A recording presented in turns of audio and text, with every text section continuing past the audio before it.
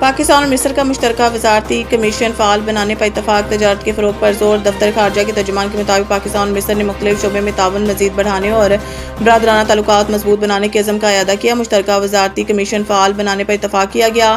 ترجمان دفتر خارجہ ففتھ پاکستان اور مصر کے درمیان کاروباری رابط بڑھانے اور نجی شعبے کے تعاون کو فروغ دینے کا فیصلہ کیا گیا۔ اسحاق ڈار نے ہیپاٹائٹس سی کے خلاف جنگ میں مصر کے تعاون کو بھی سراہا۔ اس موقع پر صحت کے شعبے میں اشتراک جاری رکھنے پر اتفاق کیا گیا۔ دونوں ممالک نے دفاعی اور سیکورٹی تعاون مزید مضبوط بنانے پر بھی تبادلہ خیال کیا۔ ترجمان نے بتایا کہ ملاقات میں مشرق وسطیٰ کے صورتحال پر تبادلہ خیال کیا گیا۔ کشیدگی میں کمی اور مذاکرات کے ذریعے حل پر زور دیا گیا۔ پاکستان کا فلسطینی عوام کی غیر متزلزل حمایت کا اعادہ کیا گیا۔ ملاقات میں غزہ اور مغربی کنارے میں اسرائیلی کارروائیوں کی شدید مذمت کی گئی۔ اسحاق ڈار نے غزہ کے لیے انسانی امداد میں مصر کے کردار کو سراہا۔ پاکستان اور مصر کا اقوام متحدہ اور OIC سمیت عالمی فورمز پر قریبی تعاون جاری رکھنے پر اتفاق کیا۔ پاکستانی جہازوں کو آبنائے حرمت سے گزرنے کی اجازت۔ ٹرمپ نے اسحاق ڈار کی ٹویٹ شیئر کر دی۔ خبر ایجنسی کے مطابق اسحاق ڈار نے اپنی ٹویٹ میں بتایا تھا کہ ایران نے 20 پاکستانی جہازوں کو آبنائے حرمت سے گزرنے کی اجازت دے دی ہے۔ انہوں نے مزید کہا کہ ایران کی جانب سے روزانہ 2 پاکستانی جہازوں کو اس اہم بحری راستے سے گزرنے کی اجازت دی جائے گی۔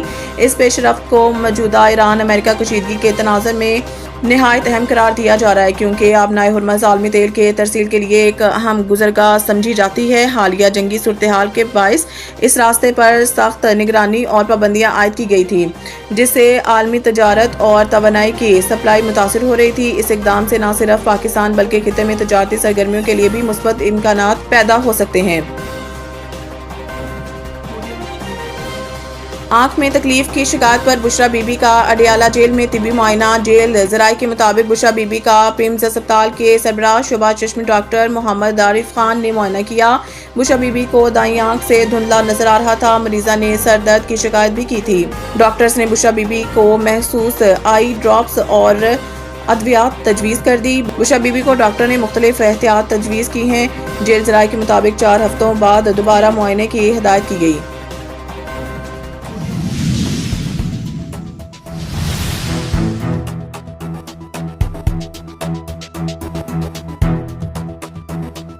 عدالت کے حکم پر لیاقت آباد کے علاقے سی ایریا میں واقع عبدالخالق عبدالرزاق کی انتظامیہ اور ڈاکٹر زین العابدین کے خلاف قتل بالسبب کے تحت 1 سال بعد مقدمہ درج کیا۔ اس بات کا انکشاف معروف قانوندان احمد خان نیازی دیگر وکلاء کی پریس کانفرنس میں ہوا۔ احمد خان نیازی نے پریس کلب سے خطاب کرتے ہوئے بتایا کہ کراچی کے علاقے لیاقت آباد سی ایریا میں واقع عبدالخالق عبدالرزاق اسپتال نے انسانی جان کی کوئی قیمت نہیں۔ اس اسپتال کی انتظامیہ اتنی بااثر ہے کہ ان کے خلاف متعلقہ ادارے کوئی بھی کارروائی کرنے کو تیار نہیں۔ احمد خان نیازی ایڈوکیٹ دیگر وکلاء کی مسلسل کاوشوں سے بالآخر 1 سال بعد عدالت نے انصاف فراہم کیا۔ ڈاکٹر زین العابدین سمیت دیگر کے خلاف مقدمہ درج۔ پریس کانفرنس خطاب کرتے ہوئے احمد خان نیازی ایڈوکیٹ نے بتایا کہ موکل عبدالمتین کا بیٹا انس نومبر 2024 کو سینے میں تکلیف کے باعث دکان سے گھر آیا اور اپنے والد عبدالمتین کو بتایا میرے سینے میں الٹی طرف درد ہے، جسے فوری طور پر اپنے بھتیجا ندیم اپنے دوستوں کے ہمراہ لیاقت آباد علاقے سی ایریا میں واقع عبدالخالق عبدالرزاق اسپتال لے گئے۔ عبدالمتین بھی اسپتال پہنچے، تاہم ہسپتال میں موجود ڈاکٹر زین العابدین نے انس متین کا بلڈ پریشر اور EGC چیک کیے بغیر رازق کا انجیکشن نس میں لگایا اور ایک چھوٹی ڈرپ میں 3 اور انجیکشن ڈال کر لگائے۔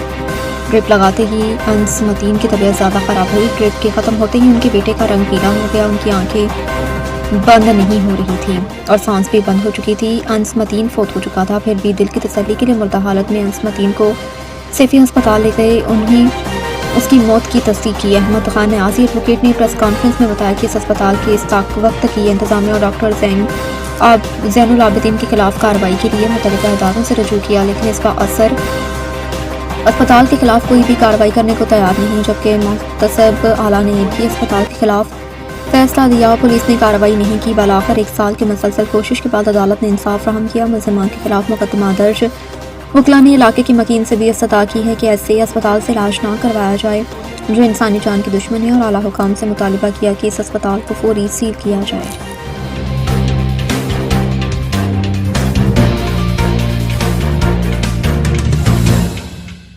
پاکستان رینجرز سندھ اور CTD پولیس کی مشترکہ کارروائی کراچی کے علاقے منوگوٹ بلاک 12 گلشن اقبال سے فتنہ ہندوستان سے تعلق رکھنے والے انتہائی مطلوب دہشت گرد عاصم کو گرفتار کر لیا۔ گرفتار دہشت گرد کے قبضہ سے اسلحہ امونیشن اور دھماکہ خیز مواد بھی برآمد کر لیا گیا۔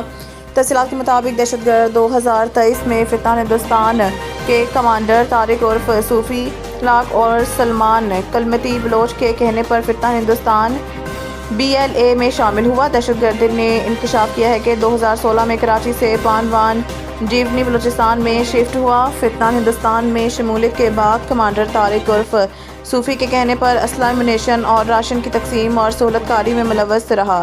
2025 میں طارق عرف صوفی کے سیکیورٹی فورسز کے ہاتھوں ہلاکت کے بعد دہشت گرد ایران کے علاقے رمدان میں روپوش ہوا۔ دہشت گرد اور اس کے ساتھی سلمان بلوچ نے اپنے کمانڈر کی ہلاکت کا پاکستان سیکیورٹی فورسز سے بدلہ لینے کا عہد اور حلف لیا۔ دہشت گرد کو پڑوسی ملک میں فتح ہندوستان کے کمانڈر ریحان بلوچ نے عسکری تربیت حاصل کرنے کے لیے مجید بریگیڈ میں بھجوانے کا اعادہ کیا اور دہشت گرد عید کے بعد فتح ہندوستان کے کیمپ میں عسکری تربیت حاصل کرنے کے لیے جا رہا تھا۔ اس کے علاوہ گرفتار دہشت گرد تنظیموں کے مختلف سوشل میڈیا گروپس میں انتہائی متحرک تھا اور مختلف کارروائیوں کے ذریعے نوجوانوں کو ریاستی اداروں اور سیکیورٹی فورسز کے خلاف اکساتا تھا۔ گرفتار دہشت گرد کے دیگر ساتھیوں کی گرفتاری کے لیے چھاپے مارے جا رہے ہیں۔ گرفتار دہشت گرد کو بما، اسلحہ امونیشن اور دھماکہ خیز مواد مزید قانونی کارروائی کے لیے CTD پولیس کے حوالے کر دیا گیا۔